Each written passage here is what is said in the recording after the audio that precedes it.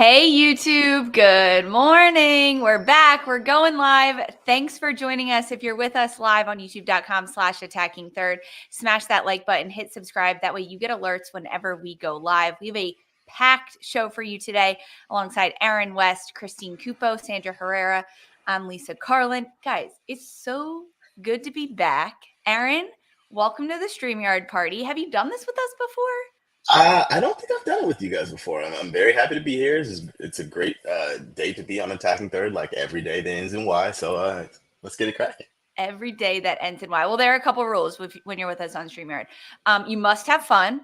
Dogs and animals and cats and children that come into the screen are invited, and we encourage that. And then we get to talk football, and that's pretty much how it goes. Sandra, am I missing anything on the StreamYard rules? Yeah, stay hydrated when you can in between the breaks. You know, we got you, man. Don't worry. There you go. That's what's up. The Gotham FC pulling up with his branded bottle. I see you. Come on, I gotta be surprised about fit that the homer bottle? tag. I gotta fit the homer tag. Come on.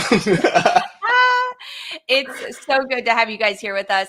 We so appreciate it. If you are with us live on YouTube, thank you. We are also available as a podcast anywhere you get podcasts, and you can watch us on CBS Sports Golazo Network. There was a little bit of news that dropped yesterday in the podcasting space. Sandra and I talked about it on our Wednesday show, but Attacking Third has been nominated in the Football Content Awards. We're in the category for the best in women's football. So thank you to everyone that streams, watches us, joins us on YouTube, everything like that. You can vote for us there's a link in the description on YouTube and of our podcast. So thank you, everyone, for doing that. Vote for us to be the winners, because this is the final round. So that's the Football Content Awards for the best in women's football. Thank you, everyone. It's a pretty cool honor to be nominated for sure. Love it. Love it. Love it. Love it. Anything else, guys, before we get into this show that we need to know about StreamYard, about voting, about anything? Christine, you want to tell the people to vote for us? Oh, I'm going to. I was going to say, I'm like, if you missed the link in the YouTube and here, and probably on what I'll still refer to as Twitter that I will post, and also on Instagram that I will post, vote in all the places, but like legally. We're not like ballot stealing here, but like do it every day. I think they can vote every day for us, so that we can continue to do what we love doing and bring the vibes everywhere that you get your women's soccer news. Of course. Absolutely. We love to have it. Thanks, everyone, for joining us. We're going to get this show started, so stick with us.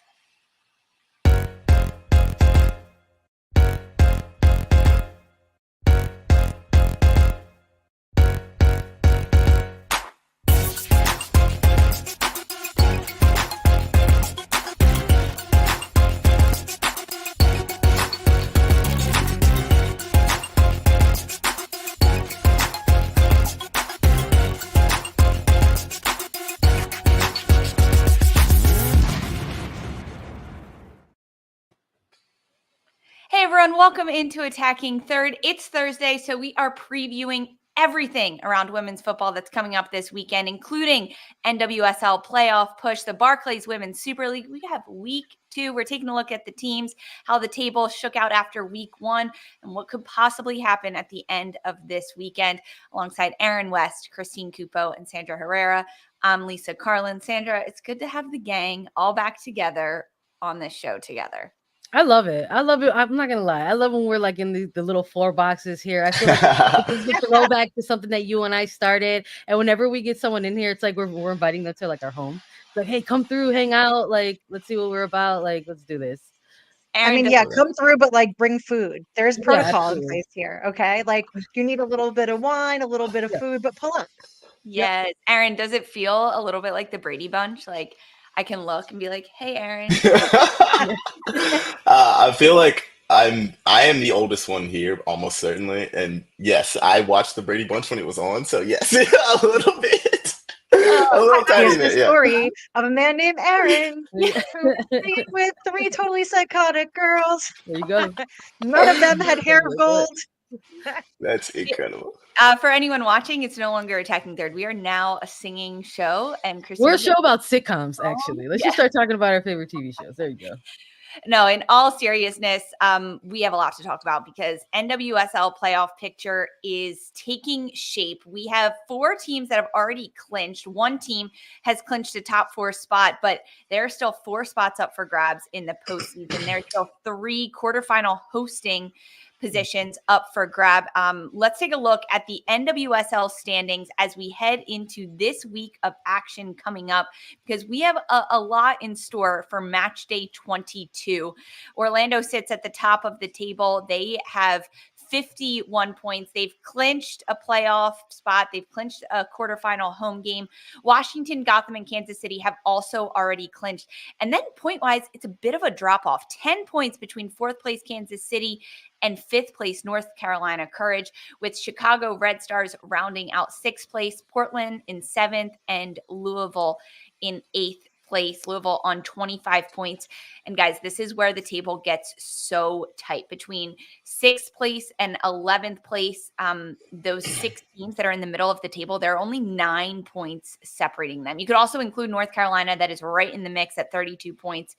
But with Bay FC in 25, with Louisville in 8th place, Angel City 10th place, Seattle 11th, San Diego 12th, Houston and Utah rounding out the 13th and 14th places. The teams that are in the middle of that standing, so between 6th place Chicago and 11th place Seattle, those are bubble teams because the top 8 teams make the postseason in the NWSL this year. And there's a lot of pressure on those bubble teams to break into the top 8 and to advance. So with just 5 matches remaining, Sandra, when you take a look at those bubble teams, who is one team that you are certain is going to make it into the top 8 at the table? I'm not certain about a single one of these teams. Are you kidding me right now? That's why they're called bubble. And you know what you can do with a bubble? Pop, pop, pop, pop. It can explode at any moment. It's like this is what the expanded playoff format is for, though. It brings this uncertainty, but also excitement. Who's gonna get there? Who's gonna not? There's also the other side of that coin where it's just like, what do you mean you couldn't even make it at 8th place? Like, who are you even? But it's tough looking at these. I think at one point, if you would have asked me this even just a couple of weeks ago, I would have said Portland is a team that's going to stay there, but they're on a 5-game winless string at the moment. I'm not sold, I think, in terms of a concrete, team to launch themselves into the next one. So I think maybe I'm just going to stick. I'm going to follow my best Aaron West impression and just stick with my Homer hat and go with my local team and say Chicago have got this moving forward. I love that. Love that for you. Aaron, what about you? What do you think about these bubble teams? First off, I 100% agree with Sandra. I don't think you can pick any team as a lock to go to playoffs on out of the bubble. I will say that my prediction is I think that Portland is going to drop out. And if I have to pick one of these bubble teams that is outside that I think will make it, it's Angel City. Something about their form right now, something about a little bit of the confidence around them and the matches that they have compared to the other matches and run-ins gives me a feeling that they might have the best chance to sneak in there. And I do think that Portland have been so poor recently that there's a strong chance they drop out of the playoff spots. Aaron, Angel City has a pretty tough upcoming schedule that they travel to Washington, then they or they host Washington, they travel to Seattle, then they have North Carolina and Portland. So it's not out of the question at all for Angel City, but where they sit in the standings right now for the LA side, they're in 10th on 22 points. They have to start making up points this weekend. When we get into the match by match preview, I'm going to drill you on that one, but I like your scout for Angel City. It's a good one. Yeah, I painstakingly went over all these matches and I was like, whoa, I feel like Angel City has a path. It's weird. Christine, who is a path for you? I think honestly, and it's been very up and down, but I'm still believing in Racing Louisville. Bev Yanez has me buying in, and I think that at this point, she has all the personnel that she's been needing all season long. It's just a matter of them coming together. I think they are. And so I feel like they are absolutely hunting. For me, I don't see Red Stars winning any of the aforementioned games, maybe the Dash. So sorry, Sandra, earmuffs. I don't think they're going anywhere. But yeah, I still have a little bit of hope held out for the Portland Thorns. Sink and just Morgan Weaver being healthy, I think will help a lot. Obviously, Sophia Smith on and off, not great. So that's a bit of a big fat question mark for me, but she also can't be entrusted with the entirety of their goal scoring. So it's something that they're going to have to figure out. Okay, so shouts for Chicago, Angel City, and Racing Louisville to stay above or get into that playoff line. When you think about these bubble teams and the approach that they have to the next 4 or 5 matches, Sandra, who might have the trickiest route to a playoff position? Oh my goodness. I'm gonna honestly stick with Bay FC here. I think that this is a team that has found themselves a little bit streaky at times. I would argue that maybe Racing Louisville is also another been one of those streakier teams in the league. But maybe the concept of like being able to scrap out a draw is what's going to be able to get some of these bubble teams through there. There's no opportunity to drop any points. And unfortunately, what we've seen with Bay FC is they're either dropping points or taking them all. So I think for Bay FC in this season, they've got to take a look at the opportunities in front of them. They got to look at Seattle. They got to look at Houston as moments in which they could go in and try to really take over the game and say, hey, these are 3-point games for us. Let's grab them all, because Gotham, Current, and Courage are going to be difficult opponents. Christine, you're nodding your head. You like that shout for Bay FC with the tough schedule? Yeah, I do. I feel like they've spent all season trying to play beautiful football, and that's great, but just they haven't always gotten the result, and they've gotten hammered where you expect them to win, and inversely where they just haven't been able to. I mean, yeah, they haven't been able to turn a corner. They have moments where you're like, this is such a good team and they should be able to perform. And then others where they just are too in doubt for me.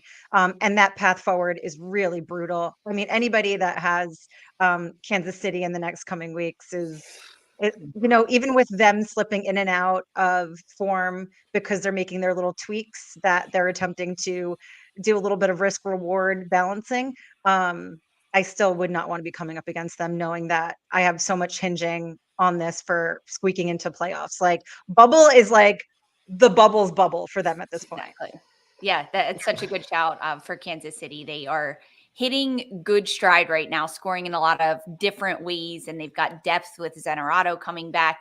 So we're truly talking between 6th place and 11th place right now. But North Carolina Courage, they have not clinched. They sit in 5th place. They're on 32 points, Aaron. And this is a side that is looking to clinch, right? They have every opportunity, but the gap between North Carolina and Kansas City, just one spot ahead of them, is 10 points. Meanwhile, Chicago is on North Carolina's heels. 29 points for the Red Stars, and the Courage have 32. Should we be worried about North Carolina dropping out of the playoff race? I think worried might be a little bit strong. I think it's a possibility. I think anything is possible in this league. We've seen that over and over and over again. But I do think it's a lot different this season than it was last season. I think from top to bottom, the parity last season was so close. But I think the top 4 this season have really separated themselves a good bit. And North Carolina is right in that middle. They're right, I think, where they belong, below the top 4, a good bit below the top 4. But I think they're good enough to go on and clinch playoffs and then maybe make some trouble when they do get to the playoffs. But I don't think they're going to drop out. But again, saying that all to say it's always a possibility. We know this league. It's such a ridiculous league. The chaos meter is incredibly high always. Okay, so of the 4 teams in the NWSL that have already clinched, Orlando, Washington, Gotham, and Kansas City. If you are those teams, who do you not want to face in your first playoff game? Sandra, I'm going to start with you. Who do you not want to play? Oh my goodness, it has to be Orlando. I mean, No, you are Orlando. You are one of the I'm Orlando and I don't want to face someone else. Who do you not want to play? Yeah. Thank you for the clarification, teacher. I appreciate it. If I'm Orlando, Honestly, if I'm Orlando, I don't think I want to play Kansas City Current again. There were 2 very, very special games that took place between these 2 sides over the course of the regular season. And I think this most recent one that kind of ended up being kind of a scrappy 0-0 draw could maybe be a launch pad for a setup that you maybe don't want to see if you are trying to chase something special. And Kansas City seems to be playing now with a bit of pop in that they are looking to not only chase their own titles, but kind of wreck anyone else who's going to potentially disrupt that flow of their own. So if I'm Orlando, I don't want to face Kansas City too early. Christine, if you're a top 4 team, who do you not want to play? No, I think that Kansas City is the only. If I'm a top 4 team, so what? I could be Kansas. If I'm Kansas City, I don't really want to tussle with Orlando first off the bat. Who I really want is a vulnerable Washington Spirit.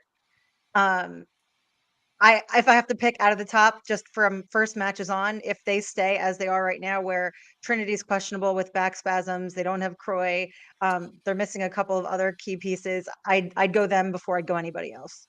Yeah. If we're talking, you're in the top 4, who do you not want to face from the bottom 4? Yeah. I think probably not North Carolina. They're the best of the rest, in my opinion. And then just on form outside of North Carolina, because that's kind of obvious, they're just below the top 4.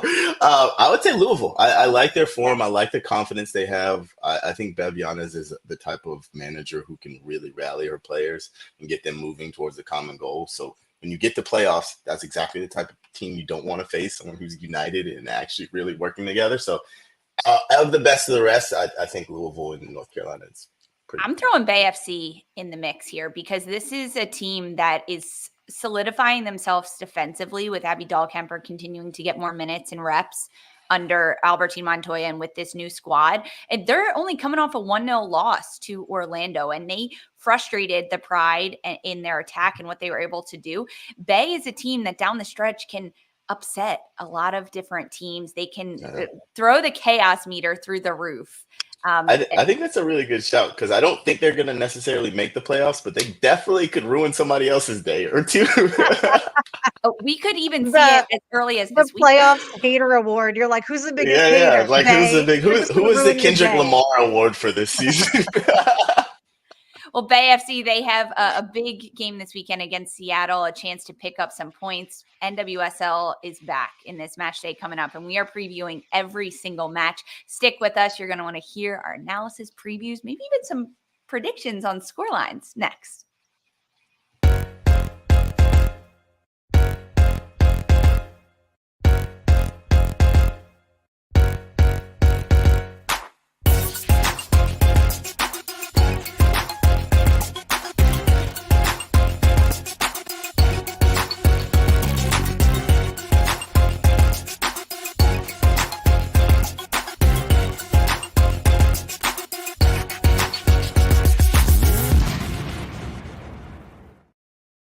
Welcome back to Attacking Third, match day 22 in the NWSL. Big action taking place across the league. We're here to preview all of it for you as we take a look at the schedule coming up for this weekend. Friday night, just one match in the NWSL. Angel City taking on Washington Spirit, 10 p.m. kick. You can watch it on Prime. On Saturday, 4 matches. Kansas City against Gotham. Utah taking on Louisville. Orlando Pride taking on Houston Dash, 7:30 p.m. on Saturday. And then late night Saturday action, San Diego hosting Portland Thorns, that match on Ion. A doubleheader Sunday, Chicago Red Stars against North Carolina Courage and Seattle Reign against Bay FC. Playoff implications on the line this weekend. We'll hit them as we go out, but the only team that could potentially be eliminated from playoff contention is Utah. A loss against Louisville on Saturday at 7 p.m. could eliminate the Royals. But one of the biggest matchups with hosting playoff implications on the line is Kansas City Current hosting Gotham FC. It is number 3 against number 4. Both sides are fighting for top 4 spots and a quarterfinal home match. That match 1 p.m. on Saturday. They did play earlier this year just to a 1-1 draw in April. That was at Red Bull Arena. Now, Christine, they're at CPKC Stadium, and Kansas City is coming off a powerful 3-0 win over Washington. Chewinga is just absolutely red hot this year. How confident are you that Kansas City is just going to continue that momentum forward? They're an absolute force. That goes without saying. I think that if there's anyone out there that can stop them, it is Gotham. They have an outstanding defense. They have also been doing a really good job of just managing their rotation in terms of multiple competitions, fixture schedules, etc. And they're bouncing after their White House visit, so I'm pretty sure they've got like that extra morale boost that's extremely red, white, and blue, stars and stripes. So I think this will be a really fun match, to be fair. Yeah, I think the twin confidence on either side of like you get to be the first NWSL team to ever visit the White House and then playing in front of CPS KC, like that stadium, those fans, the energy that they get from playing in front of them, and just how good KC is. I think that this game kind of negates itself. If I have to give an edge, Kansas City. If I have to pick a winner, I think a narrow Kansas City win. If there's going to be a winner, but sitting on the fence, I think it will be a draw, but the slightest of edge to KC because they have just been fantastic this year. Chawinga is a revelation. She is one of the biggest game changers I think we've ever seen in women's football. So I give the edge to KC, but I think that I agree with Cupo. I think they could cancel each other out. Easily. Yeah. I think we've seen them try to make their adjustments defensively, Casey, more recently. I think it's still a work in progress. Gotham may be able to exploit that a little bit where they'll still leak a goal or two. I don't think it's going to be a super high scoring match, though. So, I mean, my prediction you didn't ask for is probably 2-1 KC. I'm just of the mindset that this is it. Like, we're in the final stretch of the season. There's 5 games left. Every single one of these games, especially the ones that we see against title contenders, let's say, are going to feel very tense and very kind of narrow. And I won't be shocked if maybe some of those score lines reflect that. I think we saw a preview of that already with the 0-0 score line between Kansas City and Orlando. So I won't be shocked if we see a little bit of that going or coming out of this game as well. So I'm with Aaron, and if you have to give an edge somewhere, maybe you give it to the home side in KC. But I think these are two teams that are kind of, kind of hitting their own respective peaks at the right time. So won't be shocked if it's either a draw or a narrow scoreline. Gotham defensively this year is the second stingiest team in the league. They have 9 clean sheets in their 11 matches, only 2 goals against in their last 5. Aaron, this is a defense in Gotham that has really, really strengthened throughout this season. What's the key for them to slow down? I'm not going to say stop, but slow down Chawinga. Yeah, I think the biggest key is not making mistakes. They are very, very organized. They're pressing triggers. They know when to jump. They know when to drop off. They play a very high line, but I think the balance has been struck between playing high but also being safe, which you can see from the defensive record. The biggest thing is you cannot make a mistake at all against Tim Chawinga. A loose pass, a loose touch, anything in the back it's a goal. She's through. You make one mistake defensively, one-on-one, she's through. So it takes perfect concentration for 90 plus. I think they have it in them, but it's going to be really, really difficult, which is why I think I give the slightest of edges to KC, because it's so hard to maintain concentration for that long and then have a player who will take advantage at 80 laps. Kansas City being at home too just gives them that extra little edge. And with Gotham in 3rd, Kansas City in 4th, they have an opportunity, either side, really to jump ahead and secure 2nd place after this win. I know this one's circled Saturday, 1 p.m., Kansas City against Gotham. Another big matchup happening Friday night, Angel City taking on Washington Spirit. Huge opportunity for Washington to clinch a top 4 seed plus a quarterfinal home match with a win against Angel City, and then they need North Carolina to drop some points as well. The first meeting between Washington and Angel City saw the Spirit get a 4-2 win that was at Audi Field, but Washington looks a lot different now, Christine, incredibly different. They are coming off of a loss 3-0 to Kansas City, and they're dealing with a lot of injuries. Trinity Rodman is unavailable due to a back injury. Croy Bethune is out for the season. Saar isn't back yet from her back injury. They're without Kate Wiesner, and forward Lena Solano is out due to red card suspension from the last game. That's most of Washington's attack. Who steps up now? I have questions myself. I don't know who is going to be entrusted to be like, hey, you have to do this, because we haven't seen them. Well, one, they haven't had the necessity to look beyond that depth and breadth of attackers. They've had that luxury, and they seem to have spelled that out more. I'd say, I mean, oh boy, They have Lacey gonna have- Santos. I got I'm answers thinking for that's you. going to be it. I think Lacey was I have a bold take for you. I Well, think I that guess, yeah. Spirit. Well, I think that they will be okay against Angel City. I think between Lacey Santos, Rosamund Kouassi, and then Ashley Hatch, who scored double-digit goals in the last 3 seasons for Washington Spirit, and kind of got pushed to the side because they brought in more elite attacking talent. She scored 2 goals, I think, against Houston in their match previous. I think that she is still an elite attacker. I think that between Lacey Santos and Kouassi behind her, whoever the fourth attacker will be, whether that's McKenna Morris, whoever steps in, I think that against Angel City, they will still be successful, especially with the midfield they have, the defenders they have.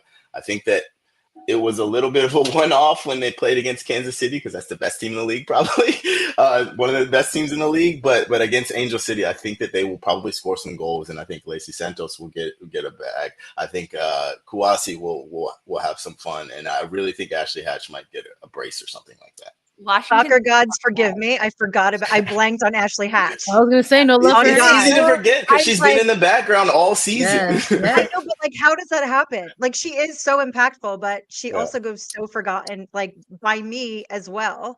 I'm gonna say the opposite, actually, Erin. I think that Angel City know how to rally when they have to, and I think they're gonna try to take advantage of a Trinity-less Washington Spirit this go round. I think that blood's in the water. They got to go for it. Some of Angel City blood potentially in the water because they've had 2 matches now in 1 week. They played Monday, they drew 2-2 with Portland, and now they have a Friday match. So Monday to Friday, Sandra, that's a quick turnaround. How much does that force Becky Tweed into rotation, and what could that look like Friday night against Washington? I'm curious about it myself, but I'm curious about it in a way where if they have the ability to do that in terms of the time frame that's in front of them. I think I mentioned earlier already during some of our previewing that this is it. The timeline is just getting shorter and shorter for these teams. And I think especially if you are a bubble team, one like Angel City that is multiple points away from that playoff line, you're talking about maybe a 1-game swing. You have got to look at these games and go all in, even if you are riding perhaps maybe a little bit of a match heavy schedule. This is a game that they're playing at home. Maybe they look at it as an opportunity to have a little bit more freedom to not maybe shake up the lineup too much.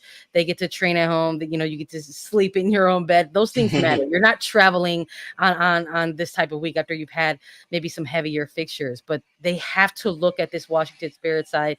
Yes, they're going to respect them, but not respect them so much that they almost kind of intimidate themselves away from a result. Because Angel City, look, this shout out to Adri in this stat. The fact that they've dropped more points than any other team in a leading position, that is dangerous. That's a dangerous stat. It's one that you probably won't be proud of if you recognize that as a team and say, okay, we've allowed ourselves to let points slip away. We've almost put ourselves in this position to claw a little too much at times in the second half of a season. But if they're looking across the way with no Rodman, with no Sar, with no Bethune, they have got to look at that as opportunities to try to rack up all 3 points at home. They're wading into very dangerous waters right now where it's like there's enough time for them to have some of these moments and still make an impact in the second half, but they're getting into the area where they're still needing maybe a little bit of help in other areas too. And it starts to get really dangerous when you're a bubble team and you need not only to control your own fate, but a little help from others as well. It takes things out of your hands. So this is a must win for Angel City. It is Sandra, a must win for Angel City. Yeah. No, 3-match winless streak for Angel City, Erin. Yeah, 2 things I'm really happy Sandra mentioned. Number 1, Audrey Tonelli, because she's the greatest. And number 2, this stat that they have dropped more points, Angel City, than any other team from a leading position, especially when given the fact that they've just played the number of minutes that these players have played. I think it really, really bodes poorly for them to turn around so quickly. It's going to be tough for Angel City to go against a Washington Spirit side that has just so much depth. I know we did talk about Ashley Hatch, but there is McKenna Morris, Courtney Brown, the young players up top that have stepped up in moments of need for the Spirit. Brittany Ratcliffe, too, she also, Christine, is one of those players that can get lost in the shuffle along with Ashley Hatch because there's so many other star powers. But Ratcliffe is a player that has so much consistency. She is steady. You know what you're going to get from her on the pitch. She can step into any situation and you know what you're going to get from her. Crosses from the end line into the box, gritty defensively. She's going to put pressure on the opposition. And if Angel City's looking to build out of the back and go through their possession centrally, it's going to be difficult to get past a Washington side. I think Washington's going to take this one. They're going to clinch that home quarterfinal game in the playoffs. But I like this matchup a lot between two teams that are desperate for a rebound and desperate for points from Washington and Angel City. We've got more NWSL Weekend Preview next. Stay with us.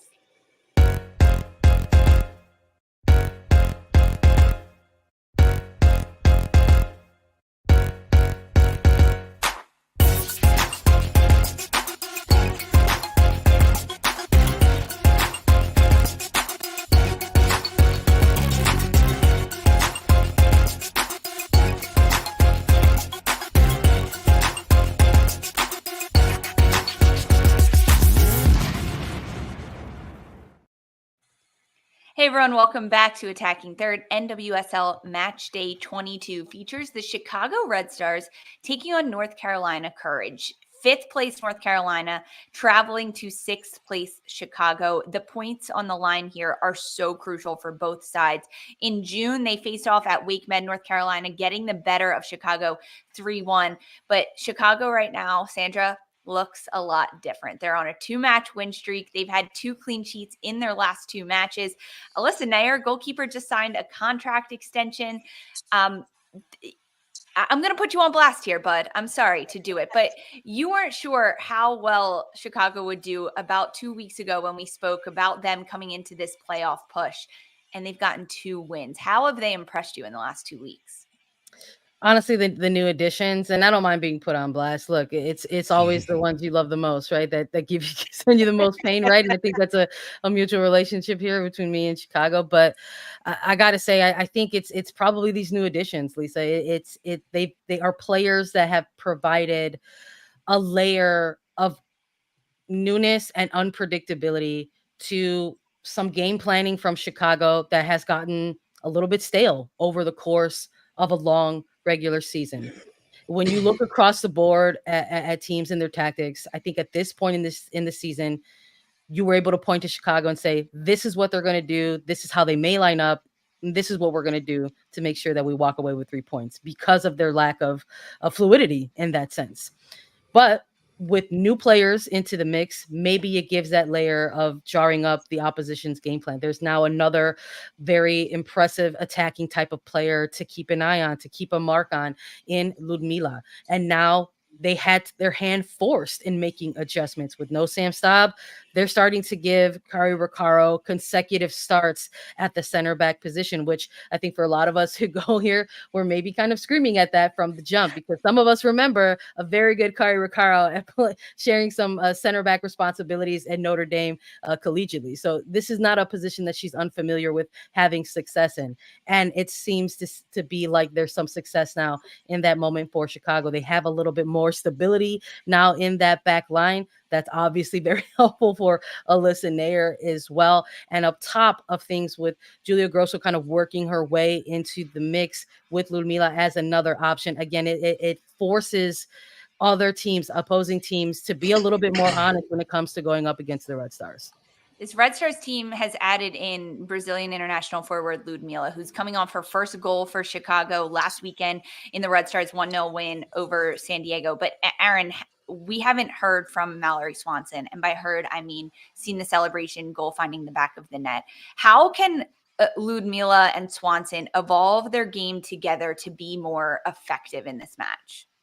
Yeah, I think it's tough because it's the middle of the season. It takes time for these things. And you ever been carrying something like really, really heavy, and then someone comes and just like helps you out with it. And it's a little disconcerting. You're like, oh, whoa, I wasn't expecting that. I got to figure out how we're going to carry this together. I think that's what's happening with Mal Swanson. She's been carrying a super, super heavy load, and now she's got a little help with Ludmila. Now they got to sort out who's holding this side, who's holding this side. I think it's a very short window for them to figure it out. I think that they will make playoffs, and they could really cause some trouble once they get there. But I think that this next match is going to be really, really telling to see Ludmila and Mal Swanson together.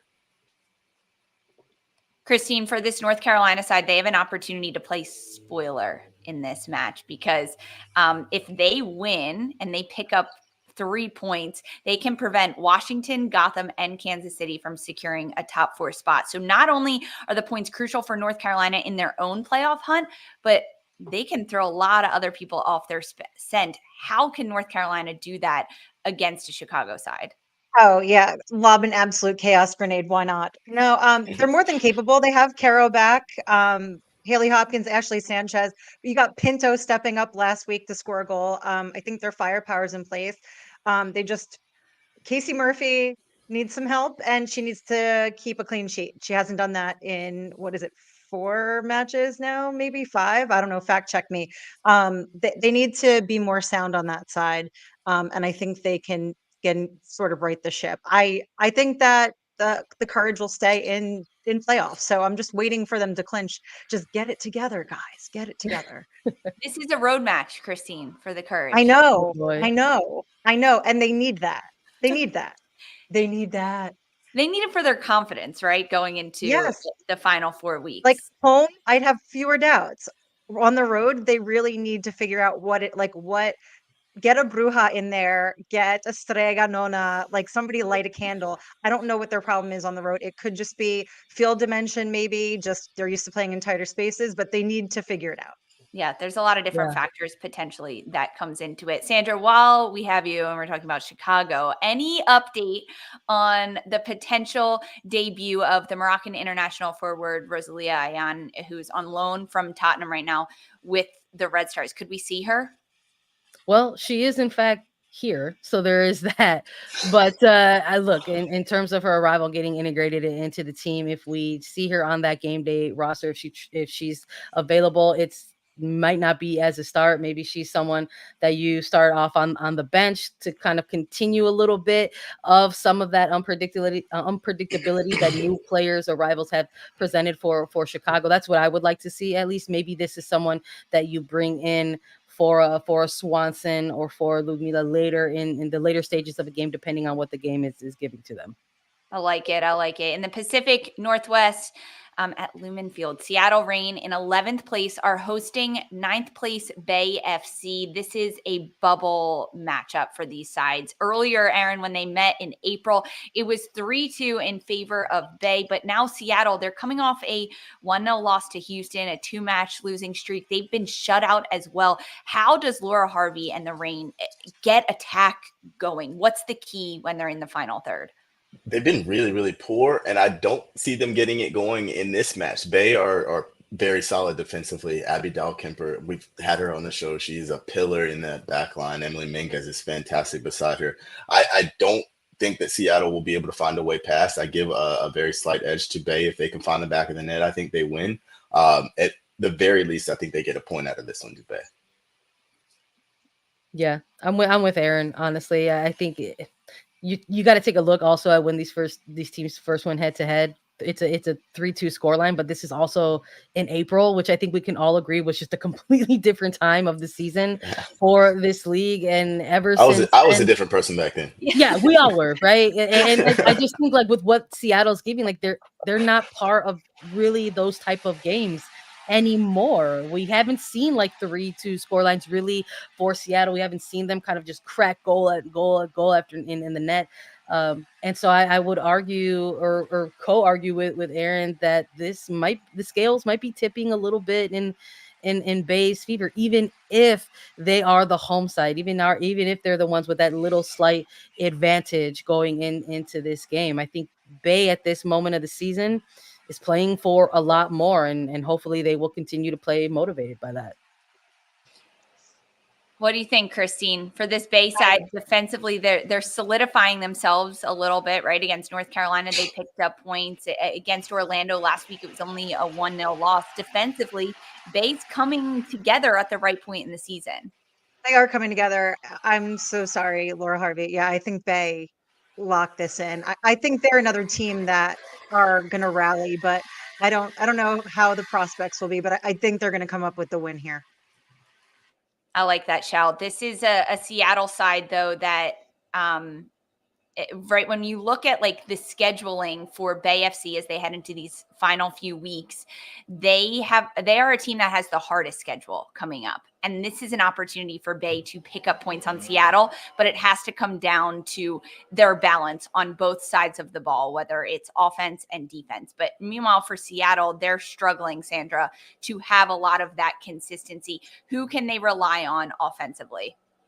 Oh my goodness. I'd like to see Haidamai step up a little bit more for this team. Honestly, I think at this point in the season, why not anyone from the back? Like maybe one of the outside backs. Like gets so involved in the attack for Seattle that the goal production is coming from the wings.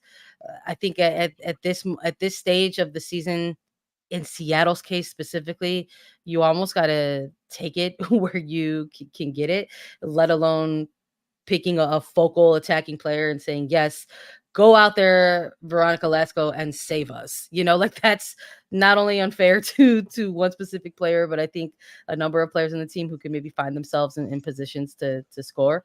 And I think there's the other side of that argument where you're just like, that's actually sounds kind of a tough situation for Seattle if there's no kind of actual focal type of attacking threat where it's more kind of spread around across different players. So I think earlier I said that, must win for Angel City in their game this week. But I think if you're Seattle, that's the same energy in this one as well. I think if you're Bay and you somehow let this one slip, you still got some type of point advantage and windows to maybe still try to make a solid playoff push. But if you're Seattle, it's just getting harder and harder and harder. And honestly, less and less believable because there are teams at this point of the year that we know are bona fide contenders that will have a shot at titles. Some that we will even say I've talked about as bubble teams. And I would argue that Seattle's maybe working their way out of that bubble. And a lot of it might be self-inflicted wounds.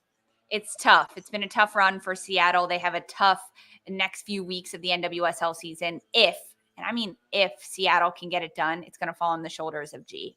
She has to be able to be consistent, step up, goal scoring ways, creating chances. That's a lot of pressure on one player, and you need supporting cast to do it. And Seattle has not proven that they are there at this point in the season. Meanwhile, Bay, they're getting stronger every single week. I love this matchup. Number 9 Bay traveling to number 11 Seattle, 3 points on the line in NWSL. I love this weekend of matches. I'm so excited for it. We've also got games across the pond. Stick with us. We're previewing the Barclays Women's Super League next.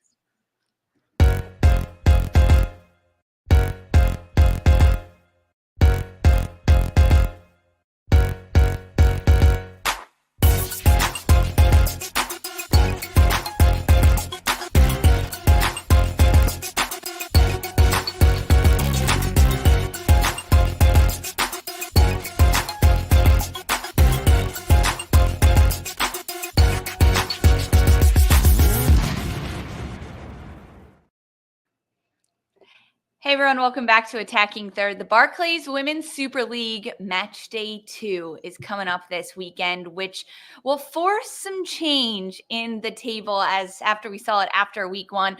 But the match days coming up and the fixtures that we have taking place, we'll see Crystal Palace in just their second ever Super League match taking on reigning champions Chelsea. That's a tough one. City taking on Brighton, Everton against Manchester United, Leicester against Arsenal, and then on Sunday, West Ham against Liverpool and Aston Villa against Tottenham. Big matches coming up this weekend.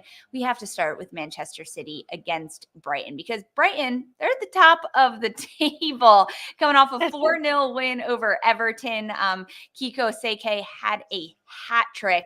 Christine, how how much do you think that Seike is going to ride that wave of attack into this match against Manchester City? Oh, she'll certainly be trying to ride. City will be countering heavily. Their defense is pretty Loctite. I think the plus there is they are coming off that buzzing first week.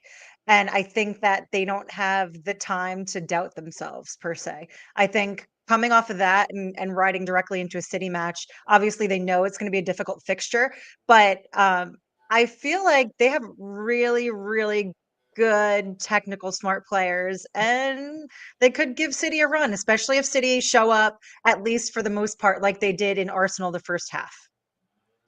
For City, though, they have some Champions League play actually happening ahead of this match on Sunday. They play Petty FC today, this afternoon. Sandra, how much rotation will that force from Gareth Taylor and his Manchester City side?